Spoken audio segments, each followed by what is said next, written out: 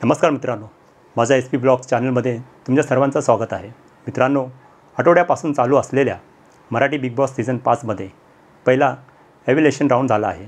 त्या राऊंडमध्ये घरच्या सदस्यांनी 6 लोकांना नॉमिनेट केले आहे. ते अशा प्रकारे आहे: वर्षा उसगावकर, सूरज चव्हाण, अंकिता प्रभू वालवलकर, योगिता चव्हाण, धनंजय पवार, पुरुषोत्तम दादा पाटील. या सर्वांना घरातील सदस्यांनी नॉमिनेट केले होते. तर काल झालेल्या भाऊच्या धक्क्यावर रितेश भाऊने वर्षा उसगावकर आणि सूरज चव्हाण यांना सुरक्षित असल्याचे जाहीर केले. त्यामुळे अंकिता प्रभू वालवलकर, योगिता चव्हाण, धनंजय पवार, पुरुषोत्तम दादा पाटील यामधून कोण बाहेर जाणार हे बघणं उत्सुकतेचे होते. प्रेक्षकांनी दिलेल्या मतानुसार पुरुषोत्तम दादा पाटील हे घराबाहेर झाले आहे.